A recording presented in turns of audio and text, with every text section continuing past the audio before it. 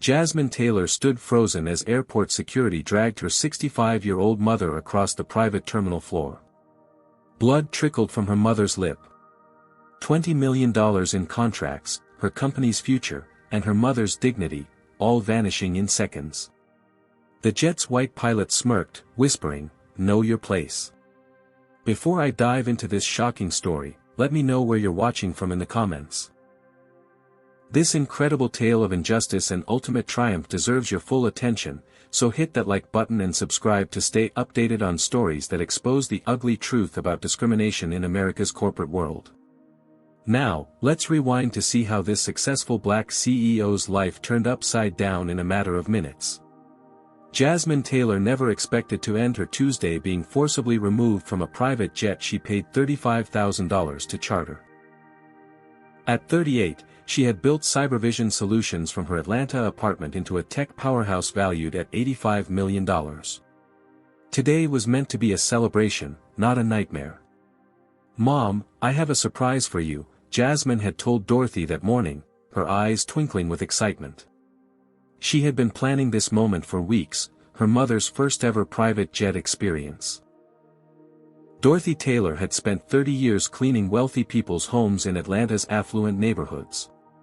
Her calloused hands and arthritic knees bore testimony to decades of hard labor, all to ensure her daughter could attend the best schools and coding classes. "Where are we going, Jasmine?" Dorothy asked, her voice trembling with anticipation as the luxury car pulled up to the private aviation terminal. "San Francisco, Mom. World Tech wants to meet about implementing our security systems globally. $20 million contract." Jasmine squeezed her mother's hand. "And you're coming with me? First class all the way." Dorothy's eyes widened. At 65, she had never been on any plane, let alone a private jet. "I don't know, baby. Those fancy planes are for fancy people. And what do you think we are?" Jasmine laughed, helping her mother from the car. "You deserve this, Mom. Every luxury. Every comfort." As they entered the gleaming terminal of SkyElite Airways, owned by Maxwell Industries, Jasmine couldn't help but feel a surge of pride. From the daughter of a cleaning lady to chartering private jets, her journey embodied the American dream. The terminal staff greeted them with professional smiles, though Jasmine noticed a slight hesitation when checking their documentation. She dismissed it, focused instead on her upcoming presentation to World Tech. This contract would revolutionize her company and create opportunities for dozens of young black programmers she planned to hire. "Remember when you used to clean Mrs. Whitfield's house?" Jasmine asked as they waited in the plush lounge. "How she'd lock up her jewelry box whenever you entered the room." Dorothy nodded. "She never believed someone like me could be honest." "Well, look at us now," Jasmine smiled, reviewing presentation notes on her tablet. "You're about to fly on something fancier than anything Mrs. Whitfield ever experienced." When the gleaming white Gulfstream G650 came into view on the tarmac, Dorothy gasped. "That's for us. Just us. Just us, Mom. Your chariot awaits." The moment they began walking toward the aircraft, Jasmine sensed a shift in the atmosphere. The ground crew exchanged glances. The flight attendant waiting at the stairs subtly straightened her posture, her welcoming smile faltering momentarily. Inside, the jet was opulent, buttery leather seats, polished wood tables, crystal glassware. Dorothy moved cautiously, afraid to touch anything. "This is Ms. Stephanie," the ground coordinator introduced the flight attendant, a blonde woman with a tight smile. "She'll be taking care of you today." "Thank you for flying with SkyElite," Stephanie said, her eyes darting between them. "May I see your boarding confirmation again?" Jasmine pulled up the email on her phone. "Everything should be in order. Departure at 2:30 p.m., arrival in San Francisco at 4:45 p.m. Pacific Time." Stephanie examined the confirmation longer than necessary. "And you're Jasmine Taylor of Cybervision Solutions?" "That's right. It's just, we typically get notification about our clients beforehand. For security purposes. Jasmine raised an eyebrow. I booked this flight 3 weeks ago and confirmed yesterday.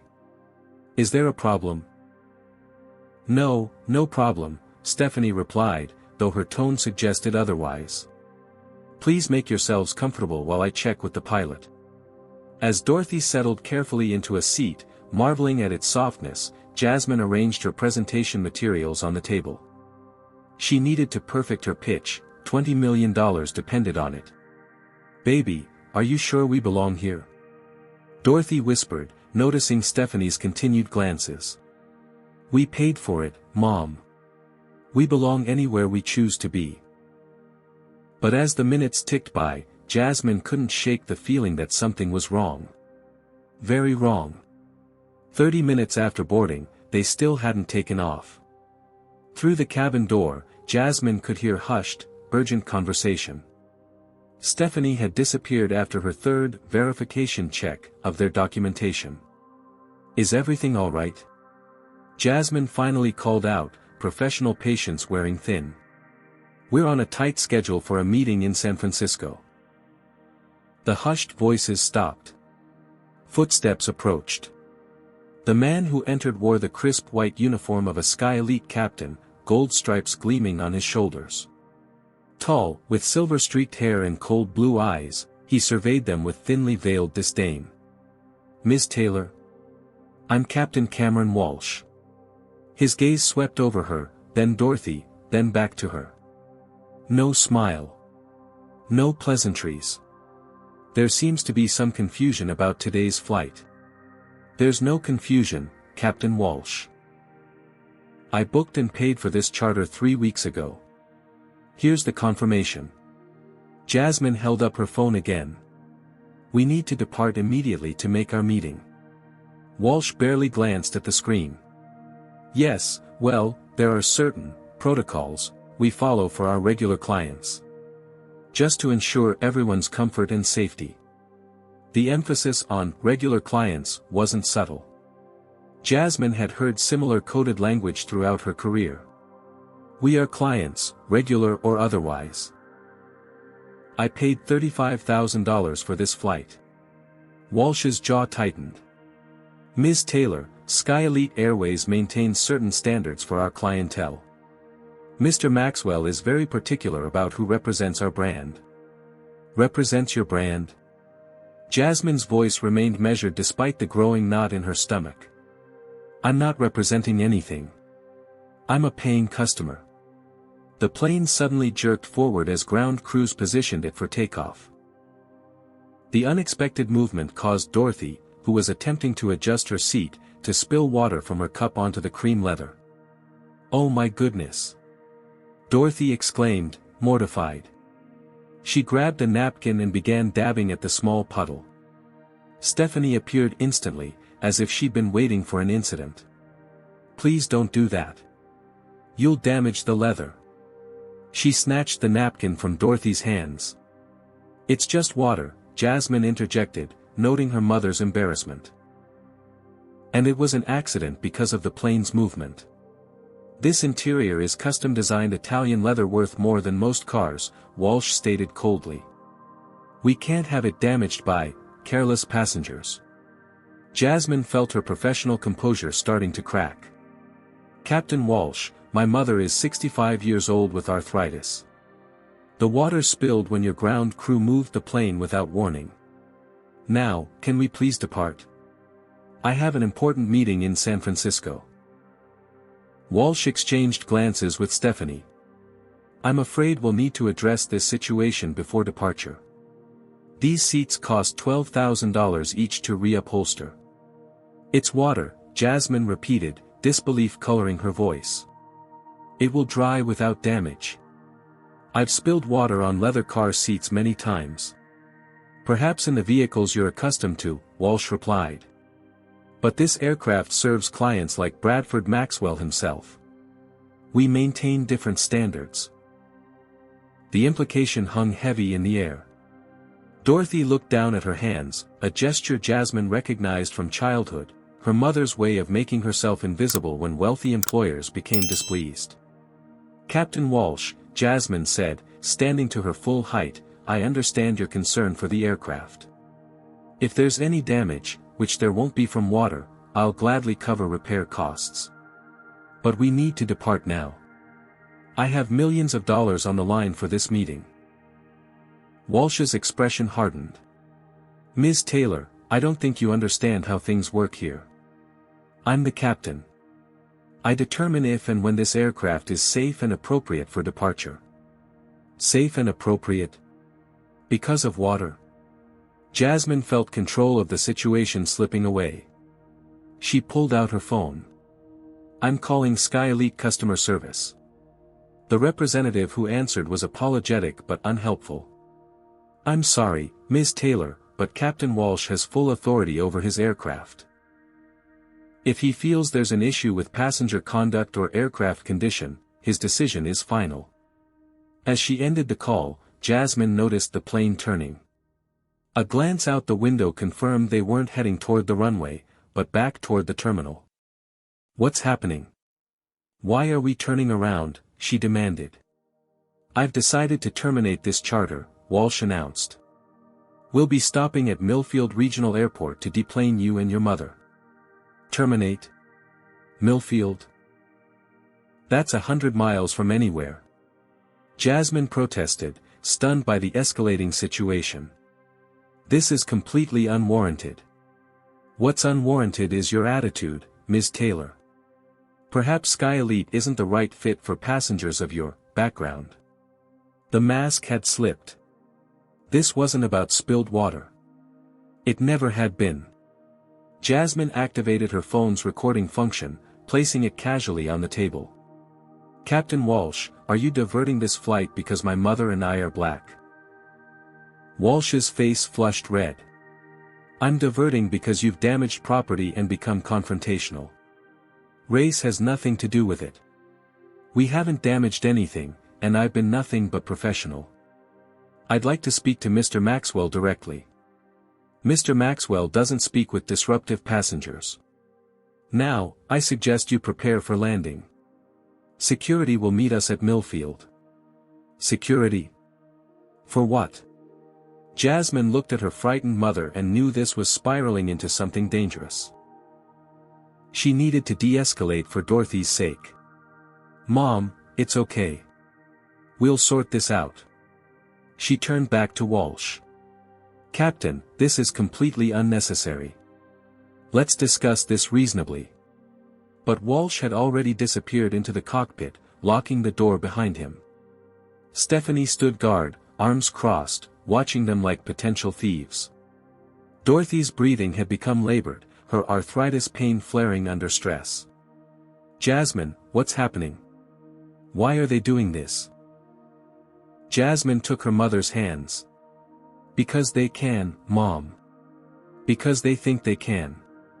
The jet descended rapidly toward Millfield Regional Airport, a facility barely equipped for small commuter planes, let alone private jets. Through the window, Jasmine could see 2 security vehicles already waiting on the tarmac. They had been expected. This had been planned. The Gulfstream touched down roughly on Millfield Regional's short runway, the brakes squealing as Captain Walsh brought the aircraft to an abrupt stop. Through the windows, Jasmine could see the barren, rural airport, a single-story building, a few hangars, and now, 2 security vehicles with lights flashing. You need to gather your belongings immediately, Stephanie instructed, not meeting their eyes. My presentation materials are still being stored, Jasmine said, trying to maintain composure. I need those for my meeting. You can arrange to have them shipped later, Stephanie replied dismissively. Dorothy's breathing had become increasingly labored, her hand clutching her chest. I need my medication, she whispered to Jasmine. It's in my purse in the overhead compartment. As Jasmine stood to retrieve her mother's purse, the cabin door opened. Captain Walsh entered, followed by 2 men in airport security uniforms. These are the disruptive passengers, Walsh stated, pointing at Jasmine and Dorothy as if they were criminals. They've damaged aircraft property and refused to comply with crew instructions. That's absolutely false, Jasmine protested, reaching for her phone to show the recording. One of the security officers, a heavy-set man with a buzz cut and name tag reading Branson, stepped forward and grabbed her wrist. "Ma'am, you need to deplane immediately. My mother needs her medication. She has a heart condition."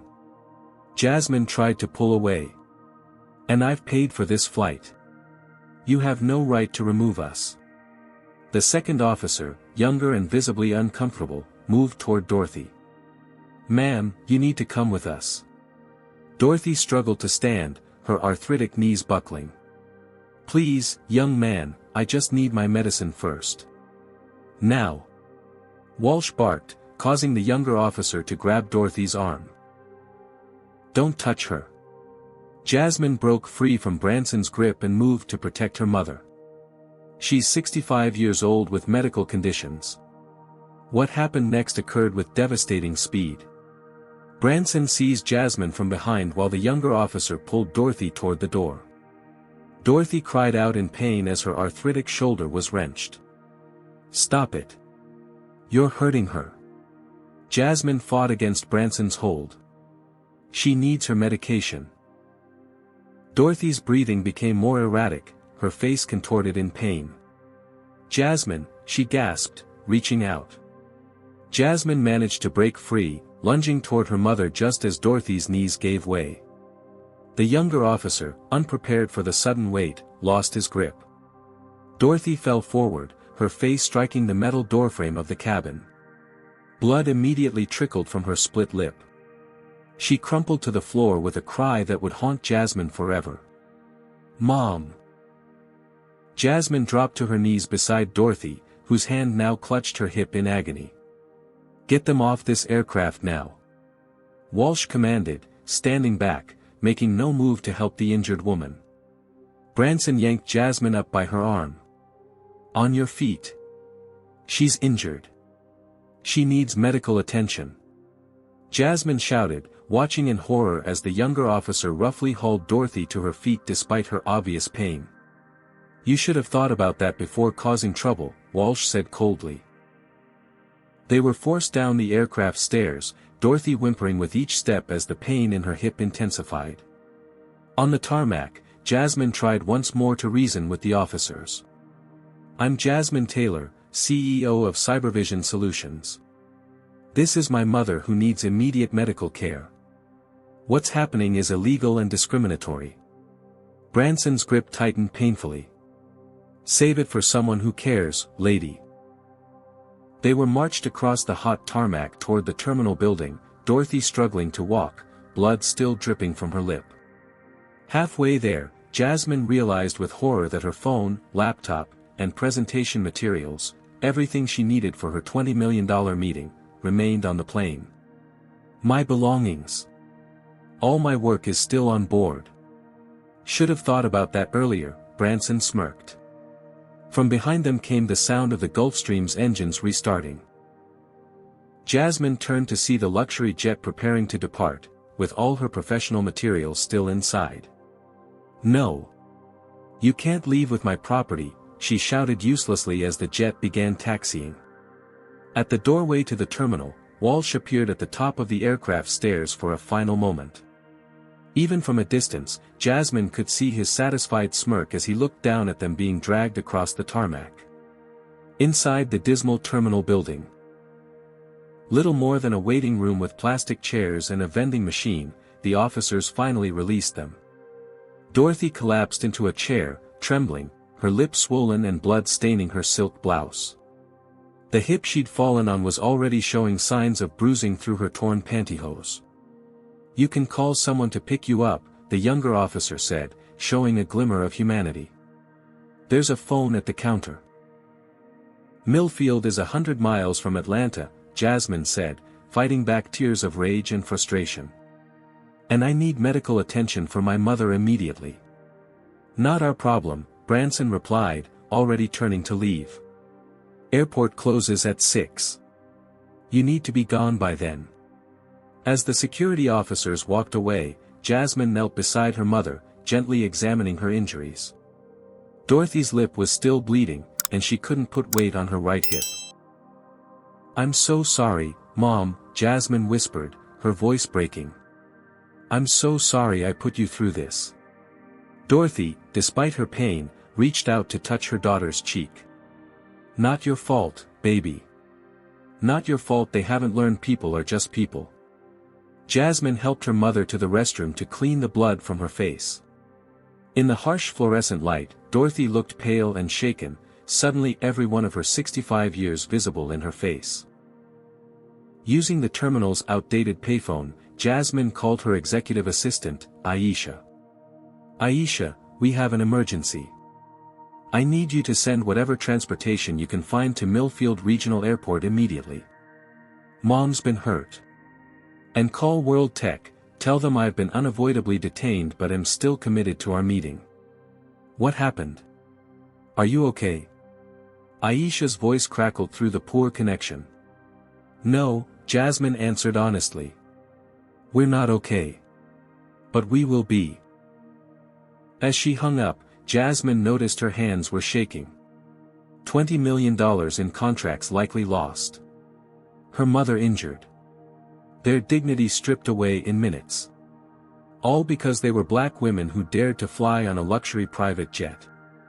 "They think they've won," Jasmine said quietly, returning to her mother's side.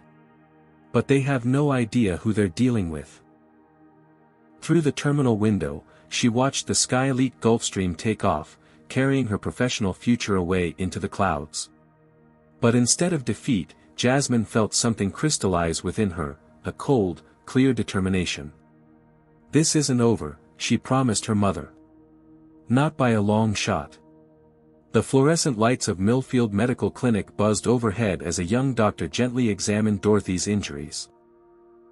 The small-town facility was basic but clean, the staff sympathetic after hearing fragments of what had happened. "Your mother has a contusion on her hip and a laceration on her lip requiring 3 stitches, Dr. Adams explained, his brow furrowed with concern. "I'm also worried about her elevated blood pressure and heart rate. Has she been under significant stress recently?" Jasmine almost laughed at the question. "You could say that." While Dorothy received treatment, Jasmine sat in the waiting area, her mind racing. The humiliation and injustice burned, but beneath the anger, strategic thinking was emerging. She was, after all, a CEO who had built a company by outsmarting obstacles and opponents. Pulling out the temporary phone Aisha had arranged to be delivered, Jasmine began documenting everything while it was fresh in her mind. Then she opened her social media accounts. Her fingers flew across the screen as she composed a post. "Today, my 65-year-old mother and I were physically dragged off a SkyElite Airways private jet we paid $35,000 to charter. Mom now has 3 stitches in her lip and a bruised hip. Our crime? Being black women who didn't know our place. This stops now. #SkyElite discrimination." She attached the audio recording she'd managed to save before her phone was left on the plane. Within minutes, her post began gaining traction. First dozens, then hundreds of responses. Many expressed outrage. Others shared similar experiences. "Taylor was right, they cancelled my SkyElite charter last year after seeing my profile pic. Said it was a system error. Now I know better." Business Traveler 365, Maxwell Industries has a history of this. Their CEO Bradford Maxwell has been keeping these stories quiet for years. Jasmine's pulse quickened as she researched Bradford Maxwell. The billionaire owner of Maxwell Industries had a carefully cultivated public image of philanthropy, but rumors of discrimination had followed him for years, always silenced with settlements and NDAs. Her phone rang, an unknown number. "Ms. Taylor? This is Marcus Johnson from National News Network. We'd like to cover your story about SkyElite Airways." The first reporter of many who would call that day. While Dorothy rested in the examination room, Jasmine received another call. This one from Aisha. "Jasmine, I've been trying to reschedule with World Tech, but they're being evasive. I think they've heard something about what happened." Jasmine's heart sank. The $20 million deal, likely gone.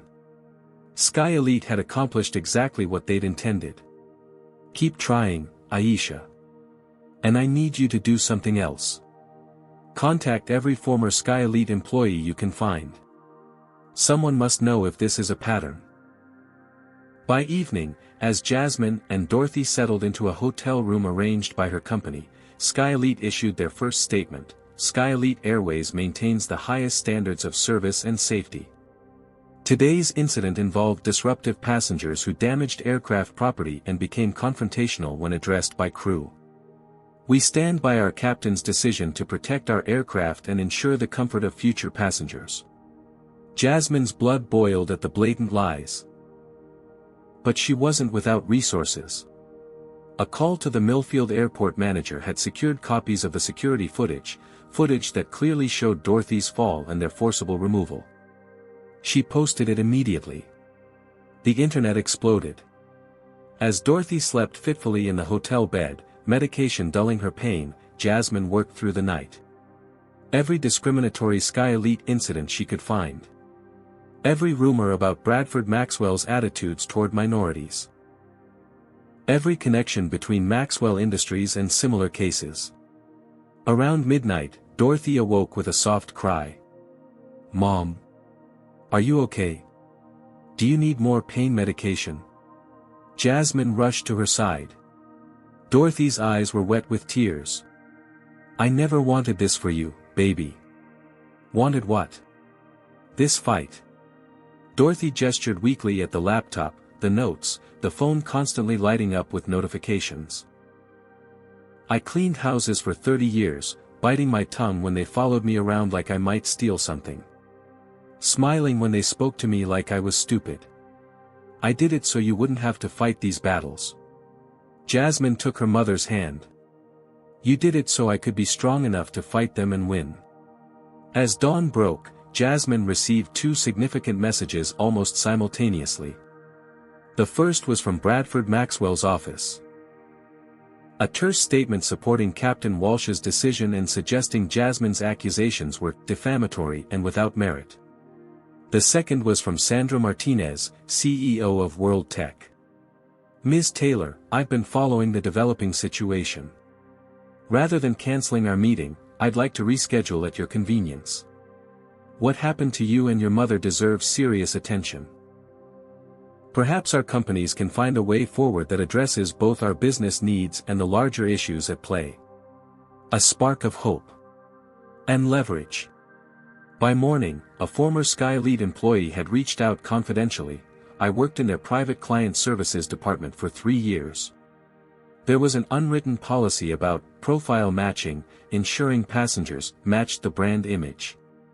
Captain Walsh was notorious for finding ways to remove passengers he deemed unsuitable. It wasn't just you. This is systemic." Jasmine looked at her sleeping mother, the bandage on her lip stark against her dark skin, and made a decision. This wouldn't be settled quietly with NDAs and private apologies. This would change everything. Would you have taken a stand like Jasmine, or would you have accepted the situation to protect your business relationships? Comment number 1: If you believe fighting back against discrimination should always take priority, even at potential professional cost. Hit that like button if you admire Jasmine's determination to protect her mother's dignity while standing up for what's right.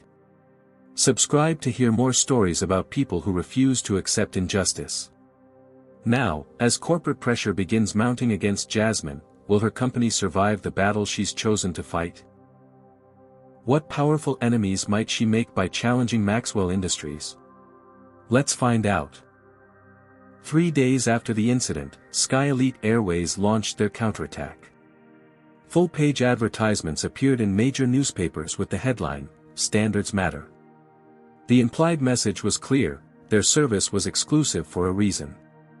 Their PR team released statements questioning why a successful CEO would create such a public spectacle instead of handling matters professionally and privately.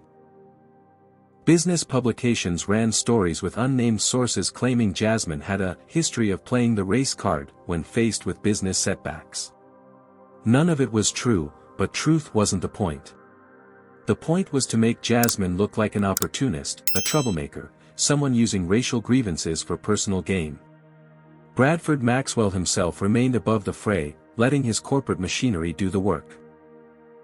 His company owned not just SkyElite Airways but dozens of media outlets, tech companies, and financial institutions. His influence stretched into boardrooms across America. Meanwhile, Dorothy's condition worsened. The stress and physical trauma had exacerbated her existing health issues. By the fourth day, Jasmine had to rush her to Atlanta General Hospital. Her blood pressure is dangerously high, the emergency doctor explained. And the fall caused more damage to her hip than initially diagnosed. She needs rest, minimal stress, and possibly surgery. Sitting beside her mother's hospital bed, watching her labored breathing, Jasmine felt the weight of her choices. Was this fight worth her mother's health? Worth the future of her company? Her phone buzzed constantly with updates from Aisha. 3 smaller clients had already withdrawn from contracts, citing concerns about controversy. The World Tech meeting had been rescheduled, but their enthusiasm seemed diminished. A text message from an unknown number appeared: "Drop this now or watch everything you've built crumble." Bradford Maxwell himself was now directly threatening her. When she returned to her office that evening, her board of directors had called an emergency meeting. "This isn't just about principle anymore, Jasmine," said Franklin Pierce, her oldest board member and usually her strongest supporter. "For clients have pulled out. Our stock is down 12%. Investors are nervous. So we should just accept being treated like criminals because we're black." Jasmine challenged, looking around the boardroom. "Let them drag my 65-year-old mother across an airport floor, split her lip open, bruise her hip, and say nothing because it might hurt our bottom line." "No one is saying that," Franklin replied carefully. "But there are ways to handle this privately. Maxwell has reached out with a settlement offer. With an NDA that would silence us forever," Jasmine countered. "Making it possible for them to keep doing this to others." The tension in the room was palpable. Half her board wanted to take the settlement and move on. The other half supported her stance but feared the consequences. The meeting ended without resolution, but Jasmine felt the ground shifting beneath her feet. How long before her own company turned against her? Later that night, while reviewing legal strategies with her attorneys, Jasmine received an unexpected call from her IT security team. "Ms. Taylor, we've detected unusual activity on our servers. Someone's attempting to access your personal files and emails. We've blocked them for now, but this is a sophisticated attack." Maxwell's reach extended into cyberspace too. What were they looking for? What did they hope to find that could discredit her? The next morning brought both disaster and opportunity. A major tech blog published an article titled, "The Real Jasmine Taylor," filled with out-of-context quotes from emails they claimed were from her company's server. The portrait they painted was of an entitled, aggressive executive who frequently blamed racism for her failures. The emails were either fabricated or heavily edited. But the damage was immediate. Social media erupted with debates about whether Jasmine was a crusader for justice or an opportunist playing victim. Just as she was crafting a response, her personal phone rang. A woman's voice, hushed and nervous. "Ms. Taylor? My name is Vanessa Wright. I worked as a flight attendant for SkyElite until last year. What happened to you and your mother wasn't an isolated incident.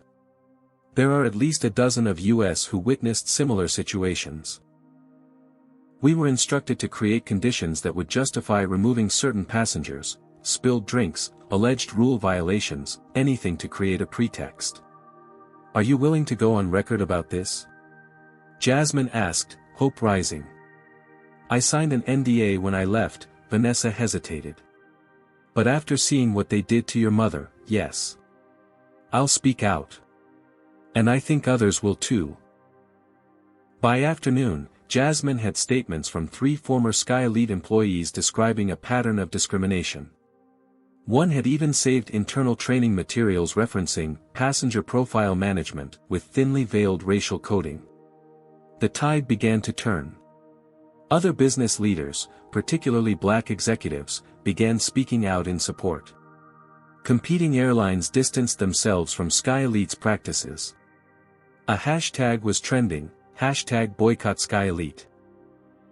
But Bradford Maxwell wasn't a billionaire by accident. He fought back hard. That evening, as Jasmine visited her mother in the hospital, the nurse handed her a note that had been delivered by courier. "I know where you live. I know where your mother lives. I know every weakness in your company's infrastructure. This can end with you bankrupt and alone, or wealthy and quiet. Your choice. Last warning." The naked threat should have terrified her. Instead, it clarified everything. This wasn't just about one incident on one plane. This was about power, who had it, who didn't, and what happened when someone challenged the established order. Returning to her office after midnight, Jasmine found Aisha still working, circles under her eyes. "World Tech called," Aisha said without preamble. "They're going with Secure Systems International instead of us. $20 million. Gone. Just as SkyElite and Maxwell had intended from the beginning." "Jasmine," Aisha said gently, "maybe it's time to consider the settlement. For the company's sake. For your mother's sake." For a moment, Jasmine almost agreed. The fight was costing too much. Her mother was suffering. Her company was bleeding. Her employees' livelihoods were at stake. She sat at her desk, surrounded by the company she'd built from nothing, and began drafting an email accepting Maxwell's settlement terms. Then her phone buzzed with a news alert. Former SkyElite employee found dead in apparent suicide. The article named Vanessa Wright, the flight attendant who had agreed to speak out. Apparent suicide. The night before she was scheduled to give a statement to reporters. Jasmine's hands trembled as she deleted the draft email. This wasn't just corporate warfare anymore. This was something far darker. Her phone rang again, an encrypted call from an unknown number. "Ms. Taylor? My name is Riley. Riley Maxwell. Bradford Maxwell is my father. We need to talk. Not on the phone. Tomorrow, 2 p.m., Carter Park, East Entrance. Come alone. I have information you need." The call ended before Jasmine could respond. Bradford Maxwell's daughter wanted to meet secretly. It had to be a trap. And yet, what choice did she have? The rhythmic beeping of hospital monitors had become the soundtrack to Jasmine's life. Dorothy's condition had stabilized, but the doctors remained concerned about her heart. The fall had triggered complications no one anticipated. "Mom, I need to step out for a meeting," Jasmine said, adjusting Dorothy's blanket. "Aisha will stay with you until I get back." Dorothy's eyes, usually so bright and determined, were dulled by medication and fatigue. "Is it about the case? The fight with that airline?" Jasmine hesitated. "Yes. Someone with information wants to meet." Dorothy's hand weakly clasped her daughter's. "Be careful, baby. These people. They play by different rules." The warning echoed in Jasmine's mind as she drove to Carter Park. Different rules indeed. One former employee dead under suspicious circumstances. Her company hemorrhaging clients. Anonymous threats arriving daily. Cybervision Solutions had lost 30% of its market value in a week. 3 more board members had suggested accepting Maxwell's settlement offer. Her CFO had warned they might not make payroll next month if things continued deteriorating. Jasmine had remortgaged her home to inject emergency capital into the company. She'd sold her car, her investments, anything to keep her employees paid while the battle continued. The personal toll extended beyond finances. Friends had become scarce, afraid of being associated with her controversy. Industry events that once welcomed her now conveniently had scheduling conflicts. Her phone had been hacked twice more, her email compromised. She hardly slept, splitting time between the hospital, emergency board meetings, and strategy sessions with her legal team. The woman who stared back from her bathroom mirror each morning was gaunt, exhausted, eyes haunted by choices with no good outcomes. As she approached the east entrance of Carter Park, memories flooded back of previous discrimination battles she'd faced in the tech world. The venture capitalist who'd suggested she was only getting funding because you check 2 diversity boxes. The potential clients who insisted on speaking to the real CEO when she walked into meetings. The constant need to be twice as prepared, twice as professional, twice as controlled as her white male counterparts. She'd fought those battles quietly, strategically, building her success as the ultimate response. But this was different. This was public, visceral, and potentially ruinous. Carter Park was nearly empty on the rainy Tuesday afternoon. Jasmine scanned for threats, for ambush, for anything resembling a trap. Instead, she saw a solitary figure on a bench, a young white woman in her 20s with Bradford Maxwell's distinctive copper-colored hair, wrapped in an expensive trench coat. "Ms. Taylor?" The young woman stood as Jasmine approached.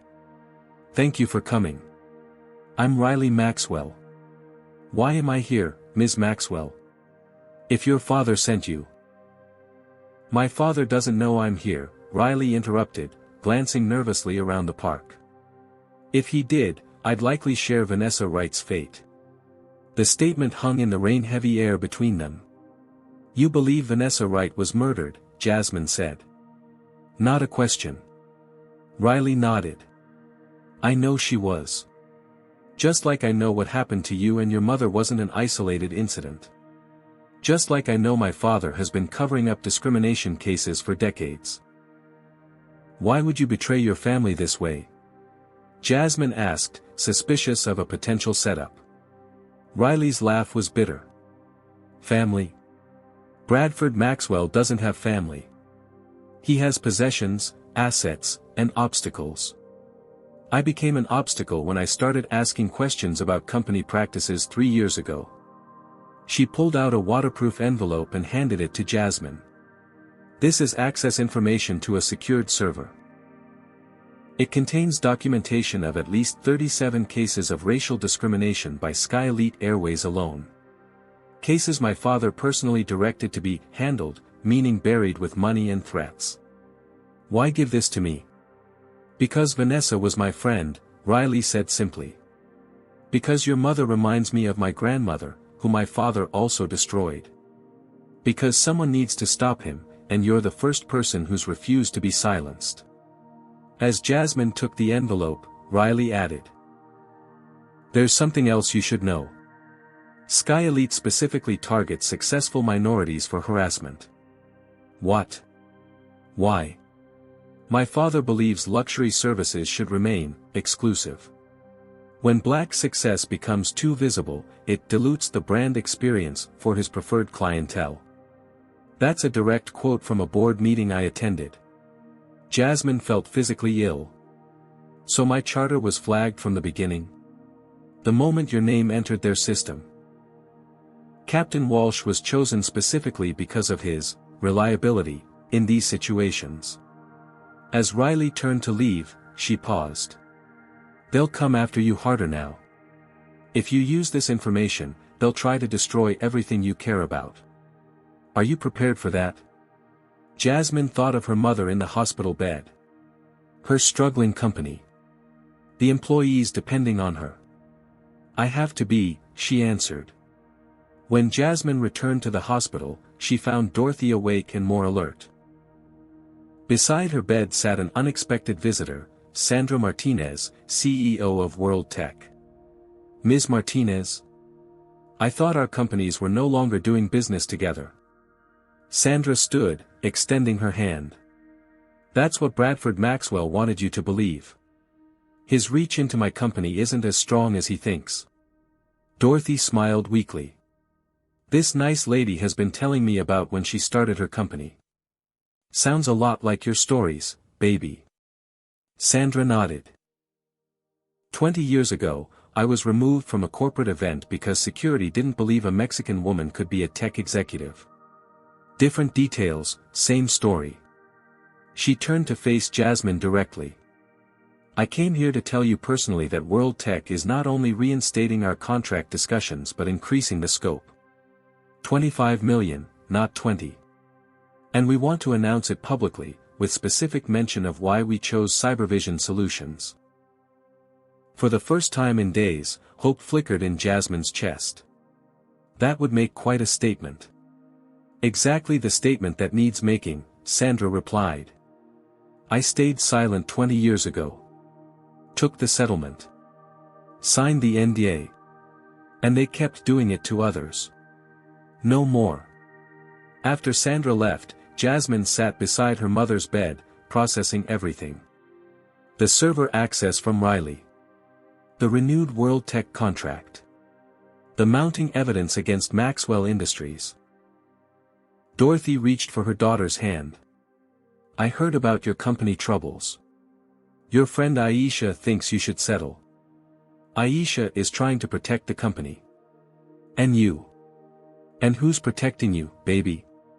Dorothy's eyes filled with tears. I see what this is doing to you. Maybe those board members are right. Maybe we should take the money and find peace. The suggestion, coming from her mother, hit Jasmine hard. Was she being selfish? Putting principle above practicality? Above her mother's health and her employees' security? Her phone buzzed with an alert. Opening it, she found herself staring at personal photos, private moments from inside her home, taken through windows. Another threat. Another reminder of Bradford Maxwell's reach. Mom, Dorothy squeezed her hand. Before you decide, there's something I never told you. About why we left Birmingham when you were little. Jasmine frowned. You said it was for better jobs in Atlanta. That was part of it, Dorothy acknowledged. But not all. I worked cleaning offices at night for Kellerman Manufacturing. One night, I saw documents about chemical dumping in our neighborhood. Black neighborhood, of course. When I reported it, they fired me. Threatened me. But I testified anyway. You never told me this. Because we had to leave town afterward. They made sure I never got work there again. Dorothy's eyes held a familiar determination. Sometimes the fight costs everything. But not fighting costs even more. Jasmine felt something shift inside her, resolve crystallizing into certainty. That night, she received a call from her head of IT security. Ms. Taylor, we found something strange in our network analysis. One of our board members has been forwarding all your emails to an external account linked to Maxwell Industries. The betrayal stung, but didn't surprise her. Maxwell's influence reached everywhere. Alone in her office at midnight, surrounded by the company she'd built and might lose, Jasmine made her decision. She accessed the server information Riley had provided. The evidence was overwhelming. Dozens of cases. Internal memos directing staff to find reasons to remove passengers who didn't fit the brand image. Training materials with coded language about profile management. Financial records of settlements and payoffs. Everything needed to not just win her case, but potentially bring down Bradford Maxwell's entire empire. As dawn broke, Jasmine drafted 2 emails. The first to her board of directors, calling for the immediate removal of the member who had betrayed them.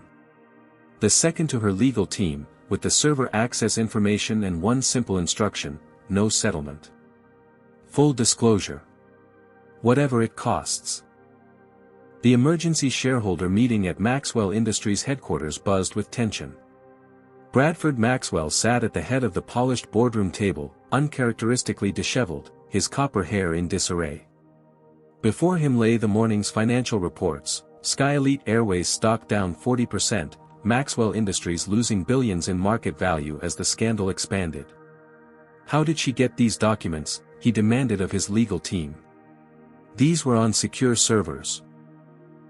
His chief counsel shifted uncomfortably. We believe it was an inside source, sir. The timestamps show access from within our network. Maxwell slammed his fist on the table. Find the leak and plug it. And get me more on Taylor. Everyone has dirt. Find hers. Across town, Jasmine faced her own confrontation. Gary Winters, the board member discovered to be feeding information to Maxwell, sat stone-faced as she presented evidence of his betrayal. You gave Maxwell access to everything. Client lists, proposals, security protocols, Jasmine said, voice steady despite her rage. Why? Because he promised to make me CEO after you were ousted, Winters replied without remorse. Maxwell owns half the tech industry. Crossing him is suicide. And helping him destroy a black-owned business was just collateral damage? Jasmine asked. Winters shrugged. Business isn't personal. Get out, Jasmine said quietly. Security will escort you from the building. Our lawyers will contact you about your breach of fiduciary duty. As Winters was removed, Aisha entered with breaking news. Jasmine, you need to see this. Captain Walsh just gave an interview defending his actions. It's incredible. On the tablet screen, Captain Cameron Walsh appeared in his SkyElite uniform, speaking to a sympathetic interviewer. I've flown the wealthiest and most powerful people in the world, Walsh stated proudly. I know the clientele SkyElite caters to. When I saw these passengers, it was immediately clear they weren't our typical customers. What made that clear? The interviewer asked. Walsh hesitated, realizing too late the trap. Well, they weren't the type of people our regular clients expect to share aircraft with. What type is that, Captain Walsh? Professional. Sophisticated. People who understand our level of service. And you could tell Ms. Taylor, a Harvard-educated CEO of an $85 million company, wasn't professional or sophisticated. How exactly? Walsh's face reddened.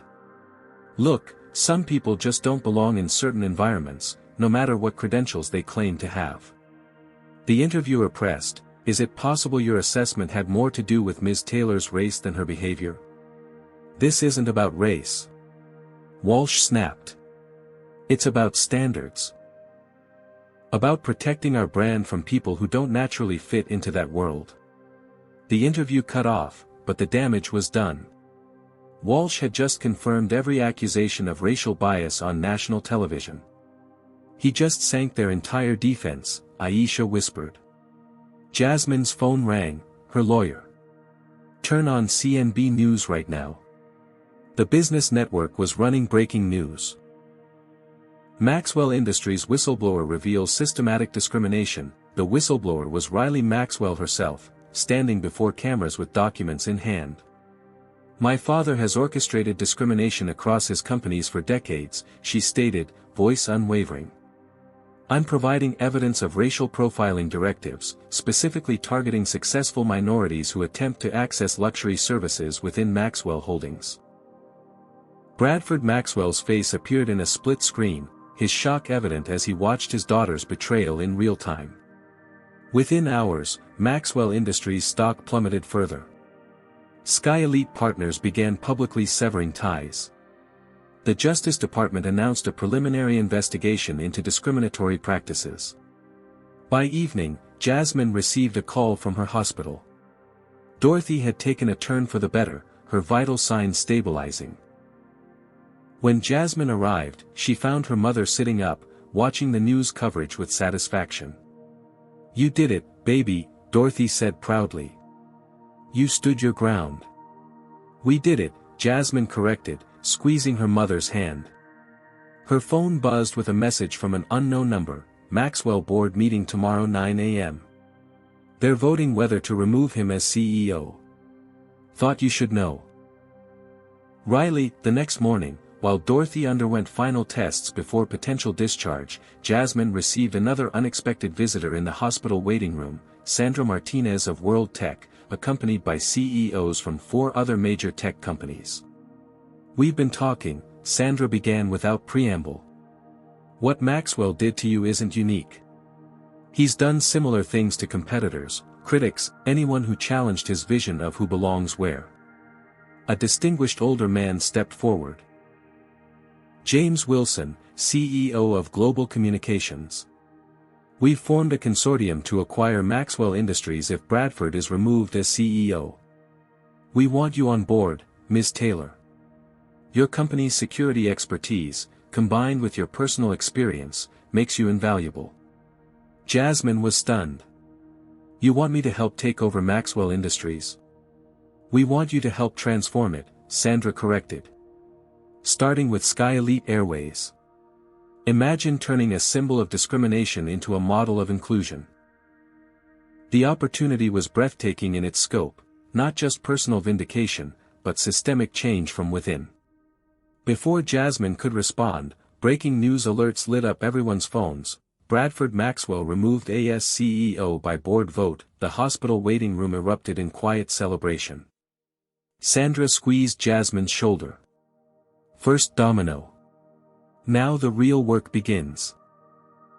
That afternoon, as Jasmine helped her mother prepare to leave the hospital, Dorothy asked the question that had been hovering between them. What happens now, baby? To your company? To Maxwell? Jasmine smiled. World Tech's contract is just the beginning. 5 other companies have reached out about security partnerships. And as for Maxwell Industries, I've been invited to help rebuild it from the inside out. Dorothy's eyes widened. From getting thrown off their plane to running their company? That's some kind of justice. The best kind, Jasmine agreed. Changing the system that hurt us. As they prepared to leave, Dorothy grew serious. Just remember something, baby. Men like Bradford Maxwell don't disappear quietly. He'll be back. And he'll be looking for revenge. Jasmine nodded, the warning settling in her mind. Let him try. This time, we'll be ready. The congressional hearing room hummed with anticipation. Camera crews jostled for position as committee members arranged their papers. Today's testimony on discrimination in luxury services had drawn unprecedented public interest. Jasmine adjusted her microphone, acutely aware of the millions watching. Beside her sat Dorothy, elegant in a navy suit that concealed the lingering effects of her injuries. The bruises had faded, but she still walked with a slight limp, a permanent reminder of that day on the tarmac. On the witness table lay the evidence compiled over 2 grueling months: internal memos, training materials, testimony from former employees, financial records of settlements and payoffs. Everything needed to expose not just one incident, but an entire corporate culture built on exclusion. Ms. Taylor, began Congresswoman Harris, please describe for the committee what happened to you and your mother on the SkyElite Airways flight you chartered. As Jasmine recounted their experience. The cold hostility, the manufactured pretext, the violent removal, the room fell silent. When she described Dorothy's fall and subsequent injuries, several committee members visibly winced.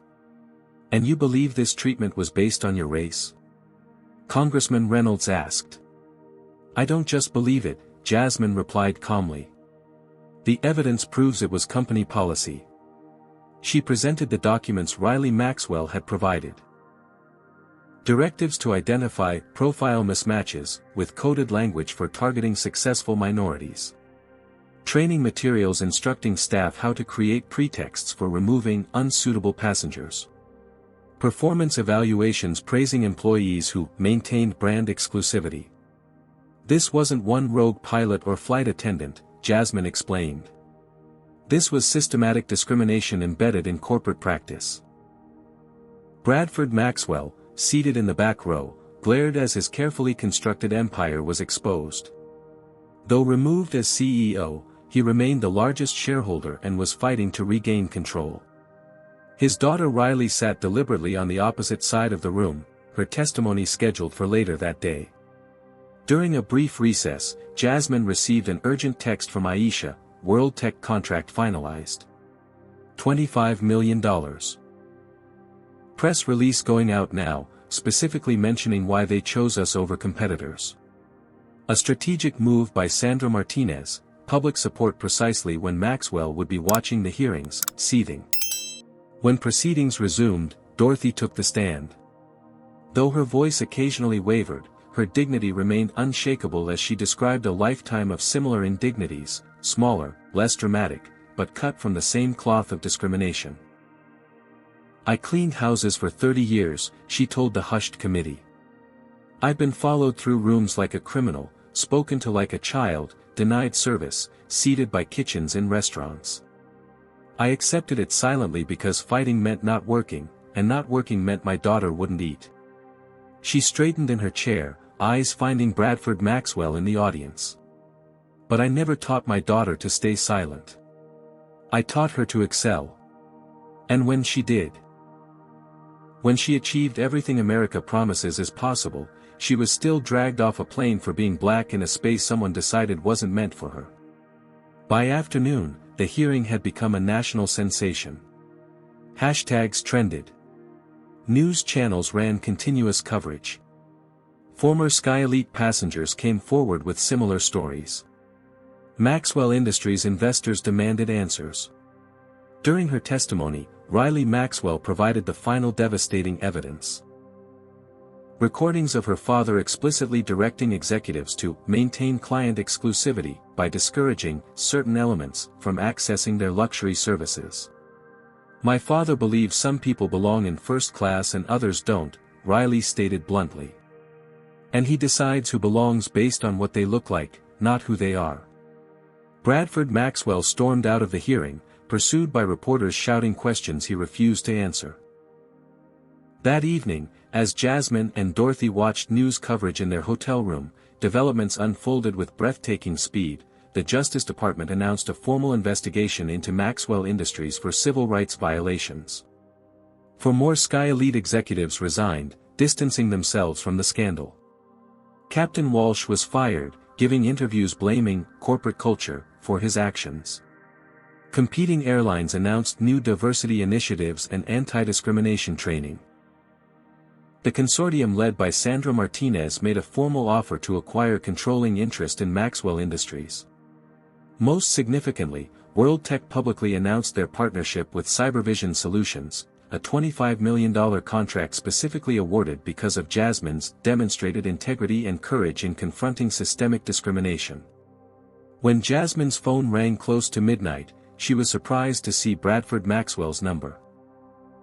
"Taylor," he said without greeting, his voice tight with controlled rage. "You've had your moment. Your revenge. Name your price to end this now." "This isn't about revenge or money, Mr. Maxwell," Jasmine replied evenly. "This is about changing systems that hurt people." "Don't be naive," Maxwell sneered. "Everyone has a price. Name yours." "Accountability has no price tag," Jasmine said. "Neither does dignity." "Then you'll get neither," Maxwell threatened. "You think you've won? This is just beginning. I built this industry. I have friends in places you can't imagine. When this media circus ends, I'll still be a billionaire with connections, and you'll be yesterday's news." Jasmine thought of her mother's warning, "Men like Maxwell don't disappear quietly." "Mr. Maxwell, you had every advantage, wealth, privilege, connections, and you used them to hurt people who look different from you. I had none of those advantages, just determination and truth. Let's see which proves stronger in the end." The following morning, the consortium's offer to acquire Maxwell Industries was accepted by the board. Bradford Maxwell, though still a significant shareholder, lost his last vestiges of control over the company he'd built. As Jasmine prepared for the final day of testimony, she received a call from Sandra Martinez. "It's done," Sandra said without preamble. "The acquisition is approved. Now we rebuild. And we want you to lead the transformation of SkyElite Airways. Executive Chairperson, with authority to implement whatever changes you believe necessary." The irony was breathtaking, from being physically dragged off their plane to running the company. "I need to discuss this with my mother," Jasmine replied. "She's been through so much because of SkyElite." When she presented the offer to Dorothy, her mother smiled. "Take it, baby. Change it from the inside. Make it a company that would never do to anyone what they did to us." As they prepared to leave for the final hearing, Dorothy paused, her expression turning serious. "Just remember something, Jasmine. Men like Bradford Maxwell have spent lifetimes believing they own the world. When you take pieces of their world away, they don't forgive. They wait. They plan. They strike when you least expect it." Jasmine nodded, the warning settling deep in her consciousness. "Then we'll need to be smarter, stronger, and more prepared than he expects." Dorothy squeezed her daughter's hand. "Always have been. Always will be." 1 year later, Jasmine stood at the window of her new office, watching a gleaming jet taxi toward the terminal. The aircraft's livery had been redesigned, the former SkyElite logo replaced with SkyElite Airways in bold colors. The company's rebirth was nearly complete. The congressional hearings had sparked industry-wide change. New regulations specifically prohibited discrimination in charter and private aviation. Training standards were overhauled. The Taylor standards for equitable treatment were being adopted across luxury service providers. Cybervision solutions had not only survived but thrived. The World Tech contract had opened doors to partnerships with global companies seeking both technological security and ethical business practices. Jasmine had promoted Aisha to Chief Operating Officer, allowing herself to divide time between Cybervision and her new role transforming the former SkyElite Airways. Dorothy had become an unexpected spokesperson for elder rights and dignity, establishing a foundation to help older Americans navigate discrimination and advocate for themselves. Her speech at the White House Conference on Aging had received a standing ovation. The office door opened, and Sandra Martinez entered with the morning's financial reports. SkyElite Airways is showing 7% growth this quarter, she announced. Client satisfaction scores are at record highs. The diversity initiatives are working. Our clientele demographic now matches actual success demographics in the country, not just old stereotypes. Jasmine nodded with satisfaction. And the new crew training program? 98% completion rate. Every employee from pilots to ground staff has gone through comprehensive anti-bias training. The incident reporting system has logged 0 discrimination complaints for 3 consecutive months. The transformation hadn't been easy. Entrenched attitudes resisted change. Some employees had resigned rather than adapt.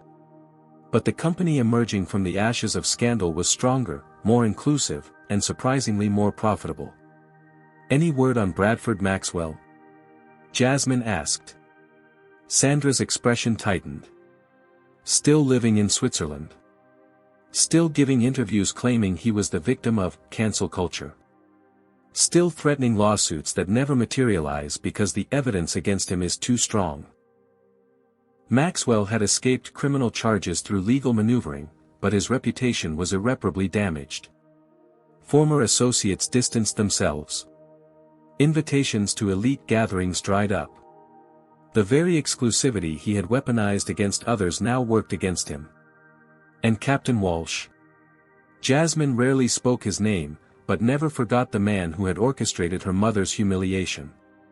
"Last I heard, he was trying to get hired by private clients in the Middle East," Sandra replied. "No commercial airline will touch him. His pilot's license review is still pending with the FAA after the ethics violations." Jasmine's intercom buzzed. "Ms. Taylor, your mother has arrived for the inaugural flight. Today marked the ceremonial launch of SkyElite Airways' new business model, luxury service without exclusionary practices. The first flight would carry a diverse group of successful entrepreneurs, including many who had previously faced discrimination on SkyElite." Dorothy entered the office wearing a tailored burgundy suit, her silver hair elegantly styled. Though she still walked with a slight limp, her posture radiated dignity and strength. "Ready for your first positive private jet experience, Mom?" Jasmine asked, embracing her. Dorothy smiled. "Never thought I'd set foot on one of these planes again. Life has strange ways of coming full circle. As they walked through the terminal toward the waiting jet, employees nodded respectfully. The new SkyElite Airways culture emphasized treating every client with equal dignity, no assumptions, no profiling, no maintaining brand exclusivity at the expense of human respect. At the entrance to the jet bridge, Jasmine was surprised to see Riley Maxwell waiting. The daughter of Bradford Maxwell had paid a heavy personal price for her whistleblowing, family estrangement, death threats, public scrutiny. But she had remained steadfast in her testimony and support. "I wouldn't miss this," Riley said, embracing Jasmine. "Watching something my father built to exclude people transform into something that welcomes everyone, it feels like healing." The three women boarded together, greeted by a diverse flight crew trained under the new protocols.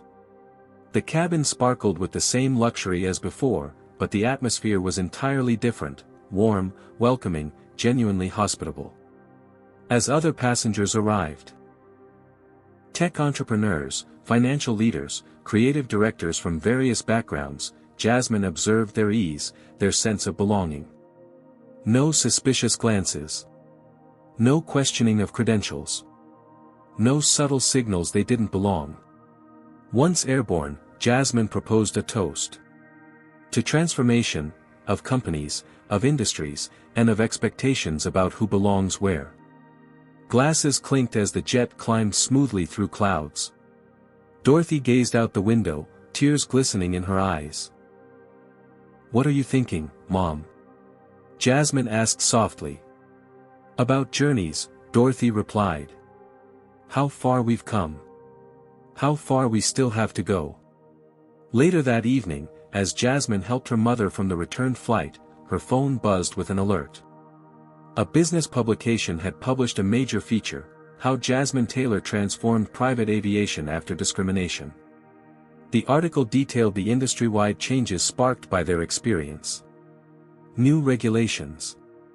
New training. New awareness. Countless people who would never face what they had faced because they had refused to stay silent.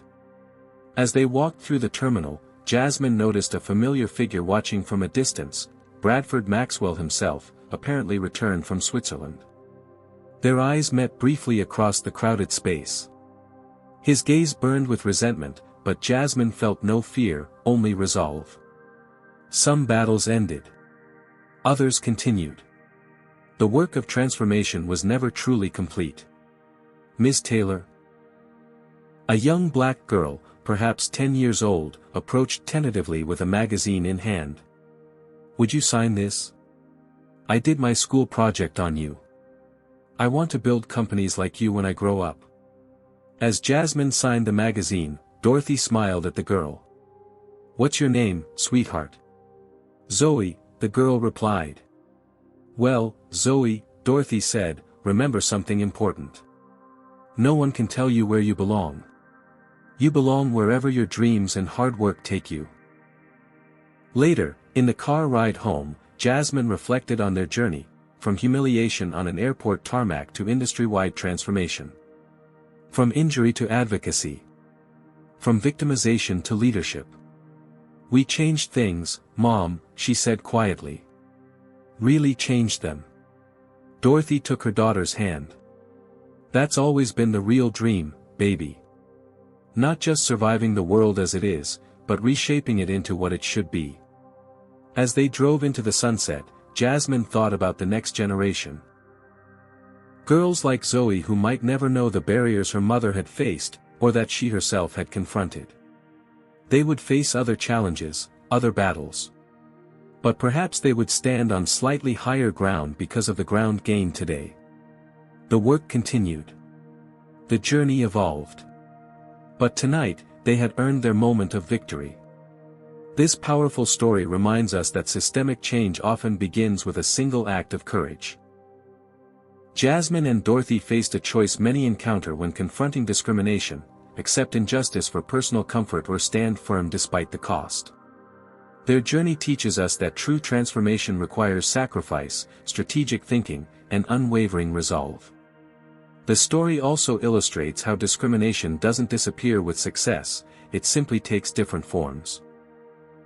Despite Jasmine's wealth and achievements, she still faced the same prejudices her mother encountered decades earlier, showing how deeply entrenched these attitudes remain in society. Perhaps most importantly, we learn that accountability creates lasting change. By refusing the settlement and NDA, Jasmine ensured that what happened to her and Dorothy wouldn't happen to others. One voice became many, ultimately transforming an entire industry. Finally, the story demonstrates the power of allyship. Without Riley's whistleblowing, Sandra's business support, and countless others standing in solidarity, the fight would have been much harder. Real progress requires both the courage of those directly affected and the conscience of those with privilege to create meaningful change. What discrimination have you witnessed or experienced that needed challenging? Would you have risked everything like Jasmine, or taken the settlement for security? Comment below with your thoughts. If this story moved you, please hit that like button and subscribe for more powerful racism stories that inspire courage and change. Share this video with someone who needs encouragement to stand up against injustice in their own life. Thank you for joining me on this journey through one of the most compelling racism stories of our time. Together we can build a world where dignity isn't determined by appearance but guaranteed by justice. Stay strong, stay determined, and never stop fighting for what's right.